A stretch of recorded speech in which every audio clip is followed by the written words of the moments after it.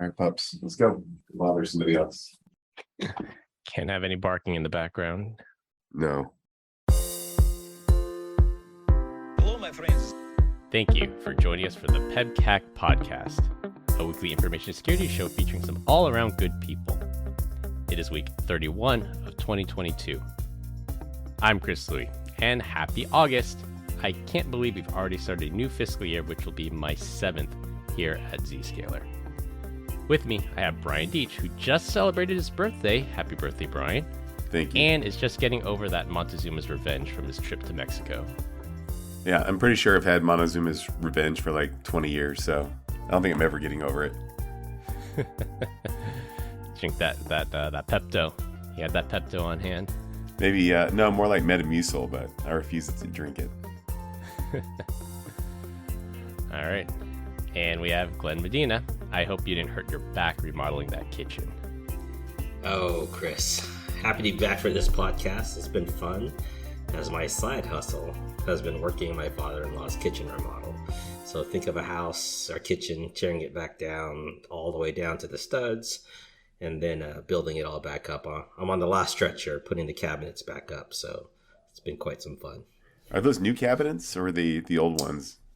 No, those are new cabinets. You Nice. You don't put old cabinets back up. Those got destroyed. It's on the way out. Yeah, you don't rebuild a kitchen just to put old cabinets back on, unless those are like those 100-year cabinets. I mean, they did look pretty tacky. That's why I'm asking. Well, it is my father-in-law. Just kidding, Glenn's stepdaddy. Father-in-law, not Father-in-law. a stepdad. Same Yeah. thing. Hopefully not the same thing. What is That this? would It's be, not- yeah. I It's won't even not draw the lines on Arkansas. the family tree for that. Yeah, this is not Arkansas. You're right. All right. Well, no guest this week. We're recording early because I'm about to take some much needed time off with the family. This fiscal year has felt like a sprint, but a marathon length, and I definitely need some downtime. Hopefully you guys, well, Brian's been taking off like the last 5 weeks, so hopefully, Glenn, you get some time. Although you did send us that video in the group chat that you were in Colorado recently, so yeah, so you guys already took your time off. I'll be taking more Yeah, time but- off. Fiscal year's not over with. There's still 5 days here, Chris. What are you talking about? Yeah, if I haven't done my part by now, it ain't coming in. That's true. We all know you haven't done Don't your tell part. Don't tell I have anybody. You not. still have to. You got to fill out those TPS reports, though, Chris. Come on, get them Yeah. done. All right, they're Let's in the be real. mail. We have to do our expenses. That's the one thing that I'm not looking forward to. Yeah, expense report Don't time. forget. That's the one thing I miss from Coupa doesn't integrate with like anything, so I can't automatically import my expenses from like Amex or from Uber. So if anyone from Coupa listening, can you please evolve your stuff, please? You make me make my life a heck of a lot nicer. Yeah, we'd appreciate it for all our listeners out there. All right. Combined, we have decades of information security experience and are here not just to educate, but to entertain. We've got 4 awesome stories for you this week, so sit back, relax, and enjoy the show. I'd like to take a moment to remember our bunny, Pancetta, who passed away at the age of nearly 12 years old, which is at the top end of a rabbit's life expectancy. She will be dearly missed. All right, for our opening topic, the camera company Nikon, or I think in Japanese it's pronounced Nikon, is going to end development on their high-end DSLR cameras. I think we've all used their DSLR cameras at one point or another. Glenn is a Nikon fan. Brian and I are Canon fans, but it looks like it's going to be an end of an era because Canon also reported that their 1D Mark III is also going to be the last high-end DSLR they make. And the reason for that is the popularity of mirrorless cameras is growing, and mirrorless cameras are a lot more compact and a lot lighter, but they've typically fallen behind on image quality, but they've been rapidly catching up, and these companies are now going to put all their development into mirrorless now. So are you guys going to hang on to those DSLRs for the rest of their useful life, or are you guys thinking of switching to mirrorless? I'm shocked. I'm shocked that, while, phones have gone and done a really good job of getting into, the everything business, specifically cameras. I'm shocked that the camera business hasn't gone and created a phone that was very, that a camera that could do a phone as well. Are you guys not seeing that? Whoever runs their business really was bad about it. All I know is I like the sturdiness of the DSLR. I know it was heavier, but kind of missed the overall weight, right? Yeah, they were built well. Like, I think the Canons, they had a magnesium body. I know the 1Ds did, and it's not just like plastic that if you drop it from 2 feet off the ground, it shatters into a million pieces. Like, they were built to last. So I think the durability, if they can get the mirrorless there as well. Yeah, I don't think they're gonna be gone anytime soon. They still take like 48 megapixel pictures, right? That's way overkill for anything that we do today. Yeah, pretty much. And I know that when we went to digital, companies like Kodak, they didn't pivot, and then they went out of business. And then when even like Canon, Nikon, those other companies, they made point and shoot cameras. Like, they didn't make the pivot when everyone changed it to their smartphones. So now I think there's another pivot going from DSLR to mirrorless, and yeah, we'll see if Canon and Nikon can make that jump, or if another player is going to emerge. Well, my daily camera is a mirrorless, so there's that. Is that your phone? Is that your iPhone? No, the one that I shoot, like when I do the architecture workshops, that's a mirrorless setup. Oh, that's actually really cool. Okay. I didn't know what it Canon was. as well, though? That's a Canon? Canon. Let's go look. For all the people listening, dying to know. It's a EOS M6 Mark II. So prove me wrong. Maybe it is a DSLR, but I'm pretty sure it's mirrorless. Yeah, M6 is. I think the M series is a mirrorless. So what's after M6, right? Like, we got 2K TVs, but there's also 8K. So what's beyond mirrorless? Mirrored cameras? 8K is a scam. So that's a 2K. Shoot. Yeah. Or 4K. Actually, they went from 1 to 4, right? Until 1 to 4, and technically it's a 4K is 4 1Ks put together, and then I think I don't even know, like 8K is, yeah, it's all marketing, it's all marketecture. So you're not buying, is what you're saying? They're not buying what they're cooking. 4K though, yeah, I mean 4K like UHD, that is the thing. I'm not in a rush to go to 8K or anything higher than that. But the streaming, I mean, you got the stream's going to be really thick though if you're trying to get any video content that actually plays that as well, right? Yeah, that's the other part. Like a UHD Blu-ray is like 50 gigs or something for a 2-hour movie with Atmos surround sound. Yeah. I think I talked to you, Chris, when I was buying a 4K TV, and I was trying to figure out the difference between the $800 one and the $4,000 one. You're like, well, the blacks are even blacker. I'm like, I don't see a difference. Like, I can't bring myself to spending quadruple the cash on this. So I bought the cheapie, and to this day I'm happy. I think it's beautiful. Yeah, save the money, do something else with it. No kidding. I think the other pivot might be that Canon and Nikon, these other companies, they might start like OEMing their lenses and sensors to the phone companies, because I think practically everyone's daily camera is now going to be their phone, and what better way to make money? Because I think Carl Zeiss did that. They used to sell their lenses to Sony, and then when that market went down, they sold their lenses and sensors and things to a smartphone maker. Have you seen the new TV that's like, it's like spaghetti thin thickness? It just gets put up on the wall. It's like literally like a piece of paper, but the brains of the operation is just like below the TV somewhere else, like in a cabinet or something. Have you guys seen that yet? No, I haven't seen that. I've seen like rollable OLED screens. Like you just roll out like a piece of paper, like a blueprint or something. That thing's pretty wild. I don't know that I'd need it, but it looked pretty cool. Although if you can fold, then if you have those adjustable like TVs, right? Like what's going to happen? Is it going to roll in itself? Like, what do you think the quality is of those TVs though? Because they can't be that great, right? It was gorgeous, man. It was like watching a newborn baby deer being born. Yeah, for the right price, I'm sure you can get the quality you want. All right, for our first topic, there's a report out now that Apple has released that we talked about the lockdown mode. I think it might have been 2 episodes ago. We talked about Apple's lockdown mode, where if you're a target of a spying campaign, you're a political dissident, you're a journalist, you're a human rights activist, Apple now offers what's called lockdown mode, which disables a lot of services that are commonly exploited by state-sponsored or state-level attackers. Well, Apple has finally put their money where their mouth is. They believe so much in this lockdown mode, that they put out what I believe to be is the largest bug bounty in the industry right now of $2 million for anybody that can exploit an Apple iPhone or a Mac OS device that is in lockdown mode. So it's really great to see Apple putting their money behind this, that they really believe in lockdown mode, and that could potentially get a lot of people to switch over, that they believe in it so much that they're going to pay $2 million for any vulnerability you find in lockdown mode. What are we still doing on this call? What are you guys doing? It's $2 million. Come on, guys. Let's get on it. All I can say is hell yeah. I love this. I can get behind this 100%. I don't see Android doing this. What's their bug bounty? Like a free popsicle? Yeah, Google Play Store gift card, probably. Oh, yeah. There you go. Worth bajillions. Yeah, and this is brilliant marketing by them, too, because, I mean, Apple will make $2 million by the time I finish speaking in this sentence, and they just get so much great publicity that says they're going to offer $2 million to anyone that can crack this lockdown mode. That'll really get people to at least start taking a good hard look at it. And what's the real fallout here? If they find a bug, it makes their stuff even that more secure. Yeah. Now, what happens when somebody finds like 1,000 bugs? They're like, ugh, this was really expensive, guys.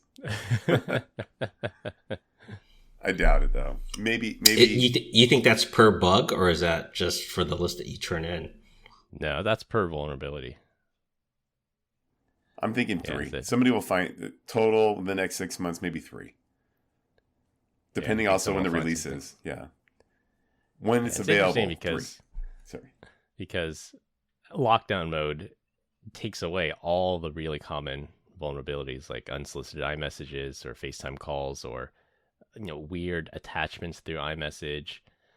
So it severely reduces the attack surface. You're going to have to really dig deep down into the code. And my personal thought, I think Apple is targeting the jailbreaking community, because today you can jailbreak a device and you either do it for free, do it for fun, or you get paid maybe $50 a pop for jailbreaking a device. But if they can somehow circumvent this lockdown mode, then there's a lot of money in it for them to be able to do that. I can't remember how far back it was. Maybe like iOS 9. I stopped jailbreaking because I was like, everything was like a tethered jailbreak. I'm like, yuck. And for those of you, what the heck does that mean? It means you're like, if you have to reboot your phone, it has to be plugged into a computer to be able to basically get that thing back and up and running and being in quote unquote jailbroken mode. It sounds like a nightmare. Has it got any better? I don't know. I too stopped jailbreaking at some point because it became too cumbersome, but I think they still have what was the term for it? Untethered jailbreak. I think there's a special term, but untethered jailbreak. I think those still exist, but yeah, it's not worth the effort now unless you really want to do something interesting with your phone. I just got better things to do with my time than try and fix something in order to get it to be, to get some feature that Apple has. If I'm going to do that, I might as well just go Android.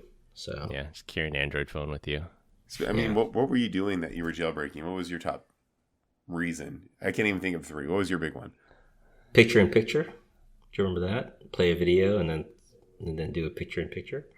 Side by side was the other one, where you could work on two applications in the same window.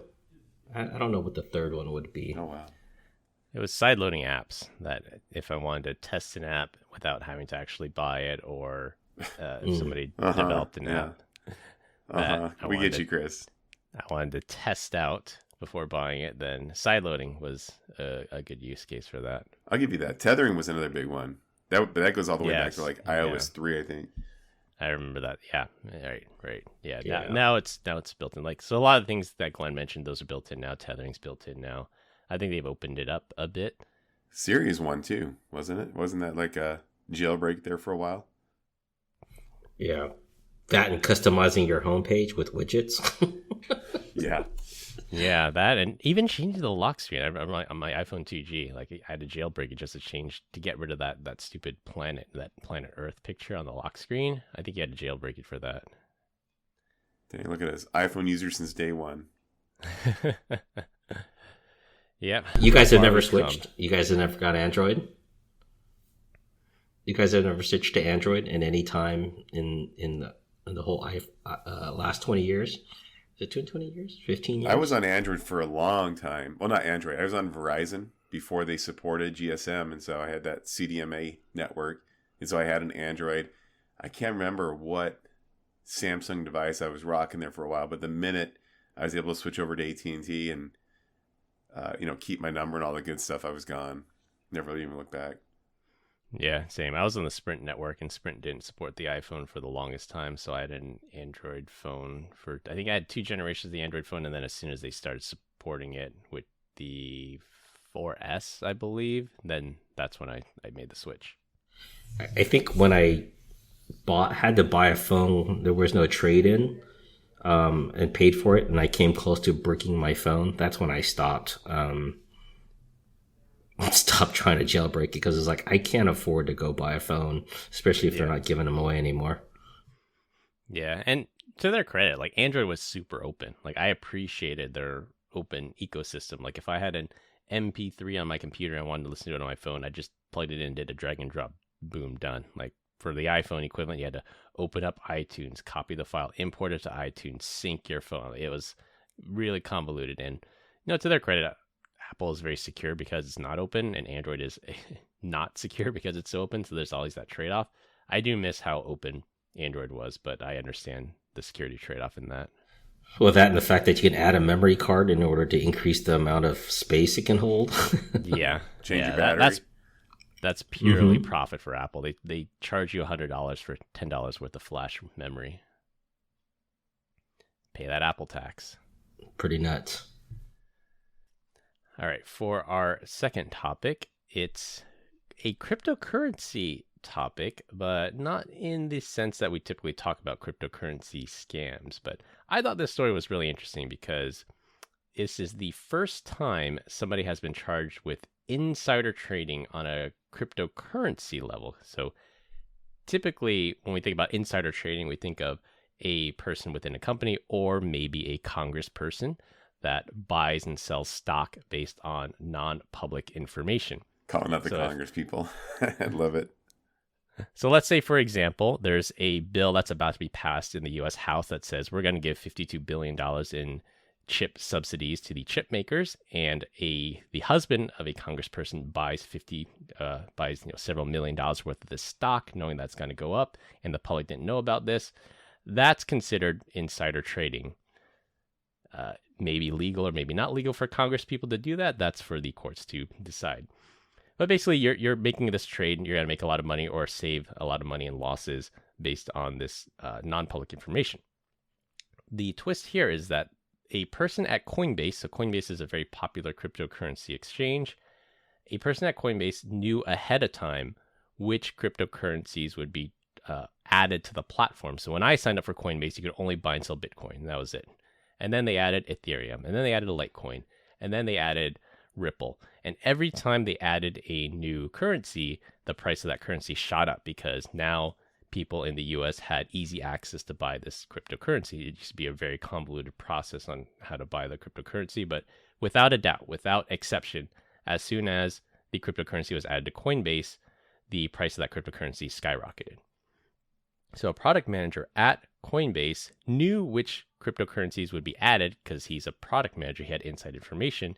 He told all his friends which ones would be added to the platform soon. Those friends bought all the cryptocurrency and some for him on his behalf. And then as soon as it was announced, the price shot up and they made, I think the whole total scam, they made just over $1 billion on this cryptocurrency insider trading scam. Well, Johnny Law was not very far behind. It didn't take too much to figure out what was going on. And this product manager was eventually arrested trying to flee the country. He was trying to fly to India. And I don't know if India has an extradition treaty with the U.S. or not, but he bought a one-way ticket to India. He was headed there and they nabbed him at the airport. And now he's charged with insider trading. Should have spent the extra couple bucks and made a round trip. We went right under the radar. No? All right. No. They knew what he was doing. It did not help his case at all that he bought a one-way ticket to try to flee the country. I don't think the judge is going to be very lenient on this particular product manager. I don't think he was smart. He didn't try to go to Canada first and then someplace else to get to India. Like, what a What a way to give a tell. That's a poker tell, isn't it? Yeah. Yeah, I didn't plan his escape very well. This is almost as bad as that stuff going on with Celsius. Yeah, Celsius was. See, I don't know if there's necessarily malfeasance in Celsius other than it was too good to be true and people should not have bought into something that was too good to be true. But this was straight up insider trading. Yeah, but how did they string this along, right? Because that's pretty far. I mean, they've got to do some serious association there unless these guys are trading like millions and millions of dollars. Yeah, and I think that's sometimes the problem with insider trading cases, like the whole Martha Stewart thing. I think she sold the stock right before it collapsed, and it's like, well, this was a very oddly timed trade. And personally, I've made, I guess you can consider oddly timed trades, but I'm making like $100 here or there, and I'm just betting the market that something's going to go this way. And I've lost a lot of money too. So to be fair, I've lost a bunch. I've gained a bunch. So I think overall it might be even. But I've made some trades that have paid off spectacularly. I've made some trades that have failed. But I think it's those particular trades that if you happen to win every single time, like you roll a dice and it comes up 6 every time, then that's you're defying all odds and statistics at that point. So what happens in the Louis household when you have a big loss? Is it like an awkward dinner? You just casually be like, yeah, hun, I just lost a bunch of money. And then, so anyways, are we going to cook the rabbit or just bury it? Like what happens? I'm curious. Well, I follow the cardinal rule that I never bet more, I never invest more than I can lose. Any money that I put in, I can expect it to go to zero and it won't affect us at all. But it's like, yeah, that's a bad day. And like, I'll make it up somehow on the back end. And if you have a long-term investment horizon, you almost always do. Chris is playing on house money, Deej. What are you talking about, man? All the money he's playing with is all just bonus money. Yeah, that's true. Good for Chris. He's just parlaying right now. You had a really good lookout on making a decision when leaving the current company or when leaving Zscaler and went on to your new venture on the invested stock versus, the potential upside and stuff like that. Do you recall that conversation? Oh yeah. I think it's worth sharing one more time, because to me, I look at it as like that's real money, and then you had a different standpoint. Like it's like there's what I can get today, and then there's the future, and I'm okay. Like what was that saying? Yeah.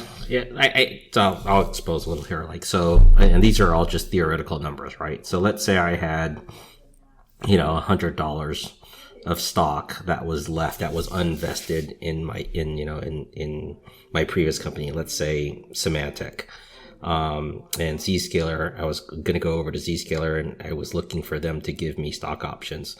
I would only want, nothing less, of course, than the $100 in stock options that are available, right? Because those are unvested. Granted, they're set to vest over a certain period of time. I just wasn't trying to get greedy from that aspect. That's what you're asking about, right, Brian? Yeah, absolutely. Yeah. And the idea is that I look at it from an aspect of which company can I bet my money on that I think is going to do better. Now, granted, I didn't think that Zscaler was going to do any worse. I just thought that my options were better going to another company, specifically this one that I'm at right now, which is Island, because like I said, I had made my money already with Zscaler. I've doubled my money. I made $200, and therefore I was good with that. And the next company that I went to, I just asked for another $100, which was the unvested amount, right? So it was good. It wasn't bad. Do you ever get nervous? Do you ever look back and like, man, if this company doesn't go public, I just have a bunch of monopoly money? Every day. I did that. Okay. Stretchy bucks. I'm not going to lie to you. I had the same feeling when I went over to Zscaler from Symantec, and it was like, what did I do? And it's that buyer's remorse that everyone gets when they go to something new. But like I said, you play it out, and years later, you just feel like, okay, that was actually a smart move. So someone's looking out for me. Let's put it that way. And never get greedy. I think that's the thing. Don't get greedy. People that get greedy lose money. That's the key there. Yeah, dude. Always take some off the table. Play with the house's money. The bank doesn't care whether this is the house money or if this is not the house's money. the bank doesn't care when you pay your mortgage. Takes them off the table, get in a good position, and don't bet more than you can afford to lose. Chris, that would be great to put down in a book somewhere so that way our readers could read it. Maybe for some SEs to learn. Definitely going in there. Hey. That's definitely a good call out. I have the outline of the book, and I don't think you guys have contributed anything to it yet. I don't have the link. I need the link. I was looking for proofread it. That's it. Did you send it to me? Yeah, I sent it to both. Did you send? I think you sent it in you sent it in a disappearing signal format, didn't you? So that way I can't get back into it directly with your emails. You did? Yeah. Okay. Check your I'll go personal look at email, it. Glenn. Get your life together. What are you new? God. Oh yeah, I know. I'm so sorry.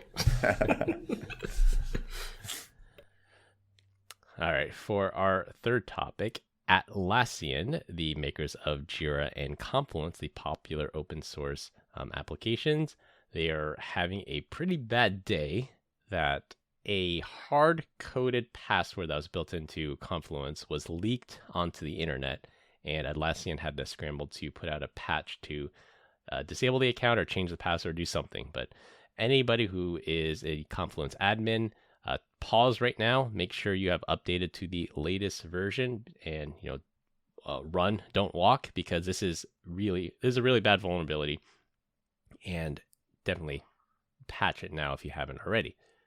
So what happened is, in a version of the Confluence software, Atlassian added a shadow account, I guess. It was basically a sysadmin level account to the software. And the purpose of this software or this account was to help migrate customers from Confluence on-premises to Confluence Cloud. And this account would do everything, make it seamless, and then Atlassian would make a ton of money because they don't make as much money on the on-premises stuff. They make all their money on their cloud SaaS stuff. So they threw this account in there to help that migration. But they had the problem of installing a hard-coded password. And the username is disabled system user, and the email is don't delete this user at email.com. So now Atlassian is scrambling to get everybody updated to the latest version so that people don't get breached using this hard-coded password. As I frantically try to log into Confluence right now, it looks like if you have SSO enabled, it's a little bit more tricky. Try it from a different browser on a personal computer, or you can't get to it, can you? Because you need You can credentials. Yeah. External. Yeah. Yeah, but how bad is that? Like, you can do everything right. You can apply the patches like they tell you to, and then Atlassian comes in and puts in this admin account with a hard-coded password. It's like, what were you thinking? In our notes, you have it as user and username. Is that really user and password just the same? No. So this is the account. So if you're an Atlassian admin, you go to your user list and you look for the user, the username, or the email. Any one of those three in there. And that's how you know you're on an affected version. So if you've updated to a patched version, they removed this user. Okay. I think What was the password? I'm guessing it was password or null, maybe. Oh God. No, sorry, no. That's not correct, because the password was it's hard coded, but that's what got leaked online. It was the password or the fact the user itself? The password got leaked online. The password. Oh man. Yeah. So I mean, the user is hard coded, and the password happened to be hard coded as well. Oops. Whoopsies. This is like security 101, right? Again. Yeah. Don't use hard coded passwords. Don't use static SSH keys. This is all basic software development lifecycle stuff. Laziness wins again. What do you want to bet? I tried to look up the CVSS on this, but I couldn't find it. I'm guessing this is a 9.8, because a hard-coded password to an admin account, you can go wild if you have that. Yeah. No kidding. A ton of IP in that. I'm telling you, that's a bad one for sure. Makes me wonder what other things could you do once you have admin. You just start deleting stuff. I mean, that's bad, especially if it's publicly facing. It gets even worse. Yeah, because Confluence, that's an internal wiki. So you can post source code there, you can post passwords there, you can post your SOPs there. There's a lot of really private stuff that people post in Confluence that would be disastrous if it ever went public. Goodness gracious. Yeah, not the first Atlassian bug that I think we've talked about. I think they've had some other remote code execution problems, and just like any other software company, they have their issues. I can see that, but hard coded password, like I said, that's security 101. Like, yeah, that's unforgivable. You think that was the intern that did that? Possibly. We should probably look up what the password is, see if it was simple, like password 1, or if it was like really long and complicated. Because if it was really long and complicated, okay, they were afraid of brute forcing. At least they accounted for that. But having it the same on every single instance is problematic, because anyone can just reverse engineer it and figure it out. Yeah. As I scramble to see if I can figure it out, hard-coded password has been leaked. I wonder, what's the significance of the username, though? I wonder what that is. Disabled system user. I think that might be like a Jedi mind trick. Like, these are not the droids you're looking for. Right. This is not the system admin account you're looking for. This is not an active system admin account that has a hard-coded password and gives you a backdoor into the entire system. But the email is just hilarious. Don't delete this user at email.com. I'm going to email this. Like, what are you thinking? See if you get a kickback. Yeah. See if it actually works. And you get a reply that says, hey, you weren't supposed to email this. I found the CVE for it. You said it was a 9.8, you think? I tried to look it up. So right before the show, I tried to look it up. I found it on MITRE's website. It didn't have a CVSS score attached to it. But that's just, does that require a CVS, since it's a vulnerability that's set based off of stupidity versus an actual technical issue? Yeah, I'm a good question. I'm not exactly sure. Yeah. Someone from MITRE, if you're listening out there, you can tell us, would this actually get a CVSS score assigned to it? But just based on what I know and based on what I've seen in the past, like hard-coded passwords, admin access, this feels and smells like a 9.8. Yeah, it's a CVS number ID 10T. We just need Bill Gates to release the giant robots with chainsaw hands that can code perfectly. There you go. We're waiting, Bill. All right, for our last topic, and it will be a rotating topic every week. This week, I thought it'd be fun. What's your best swear word alternative? So on this podcast, we're not allowed to swear, even though I have to bleep both of you out quite often. Bleep yourself. What? Yeah.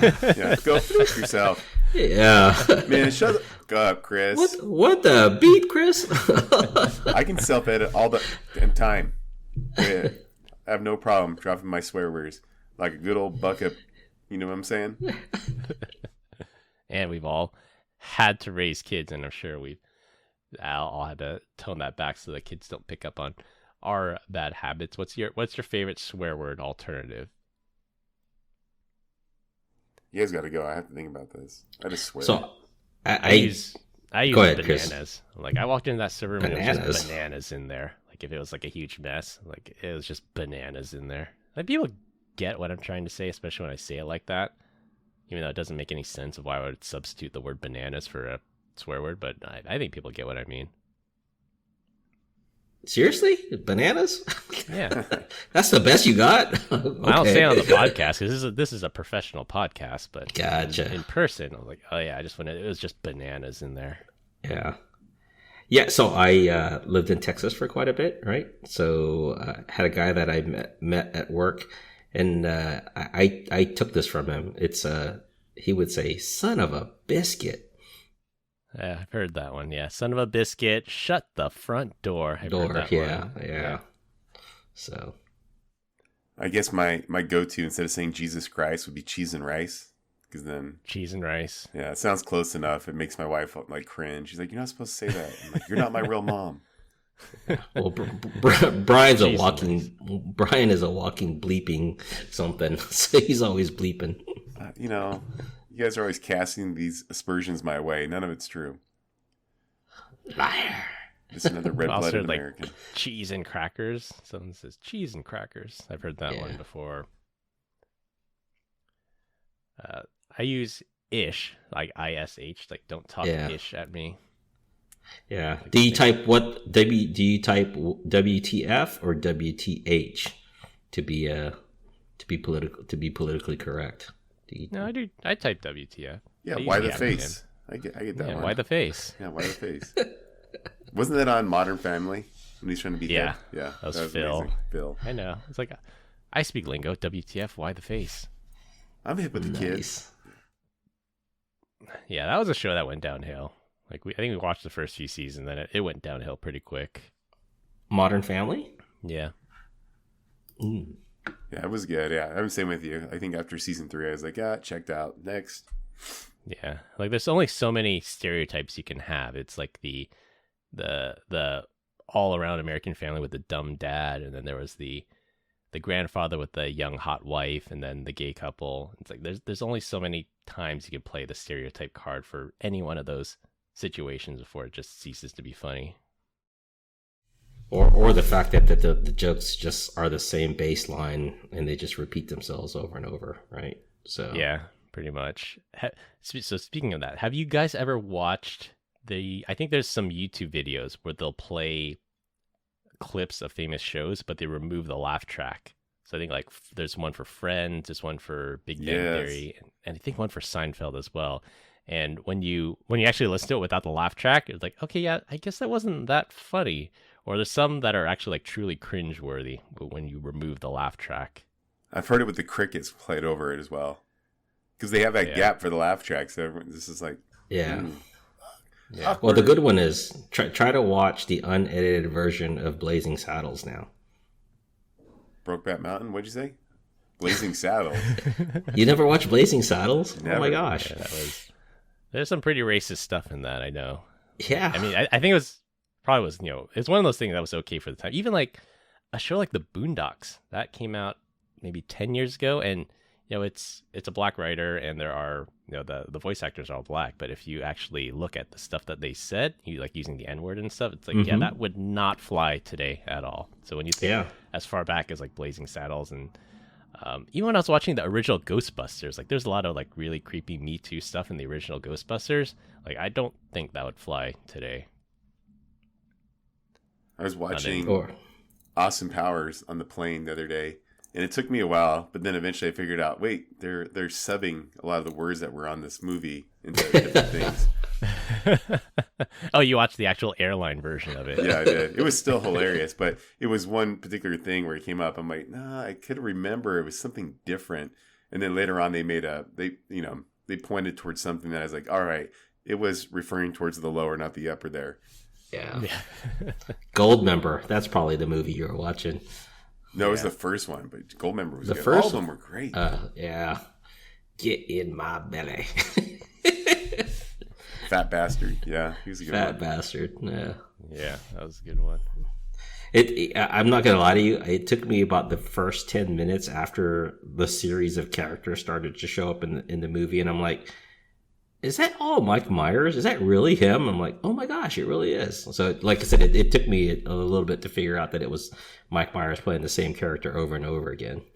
So it was brilliant. That's all I have to say. I'm gonna have to watch it with the kids, the older kids. Yeah. All right. Well, we continue to get great comments about our dad joke of the week. Dad joke of the week. This week, I'm up. Yesterday, I walked in on my girlfriend in bed with her personal trainer. I said to her, "This isn't working out." Double entendre. That's the dad joke. Wah, wah, wah.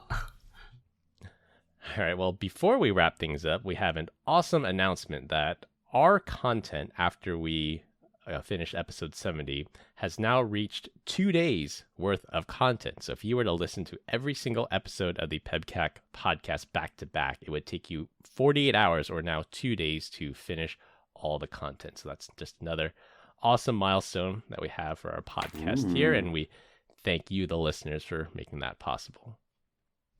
It's amazing. Just 2 days? Anyone that's listened to everything, my heart goes out to you. Oh, that's 48. Okay, I got you. Yeah, so 48 hours worth of content. So so anyone that's listened to every single episode, and I know all of us have, and I've listened to it multiple times editing it, you've spent at least 2 days with us. Nice. You know me better than my real mother now. Congratulations. There's also rife material for anything that requires voice authentication. You have 2 days worth of our voices to synthesize whatever you need us to say. Ruh-roh. Uh-oh. Yeah, that'll be funny. We do like a voice changer episode. We all talk like robots or something. Yeah. Maybe I need to get one of those synthesizers. That would be pretty cool. I'm going to talk like a redneck. Right around here. You know what I'm saying? We each pick different accents to talk during the whole show. That'd be really tough. Moonshine. Yeah. You want to get the truck stuck in the mud. All right, to wrap things up, you can legally make $2 million by hacking Apple's lockdown mode. Insider trading now extends to cryptocurrencies, so do not do that. Atlassian is having a bad day after a hard-coded password got leaked online, and that ish is bananas. That's all I have for this week. We hope you enjoyed this week's episode. You can find us all on LinkedIn. Links will be in the description. Follow us on Instagram at PEBCAK Podcast. Thank you to all our listeners and subscribers who rated us 5 stars in the iTunes Store and Spotify and left us a review. We appreciate you all spreading the word to help grow the show. The best way to find us is to search for the PEBCAK Podcast on your favorite podcast listening app. For my co-hosts Brian Deitch and Glenn Medina, I'm Chris Louie. Thanks for listening. We'll see you all next week, and as always, have a nice day. Thanks, everyone. Bye, y'all. See you. See you on the voice changing episode. Moonshine.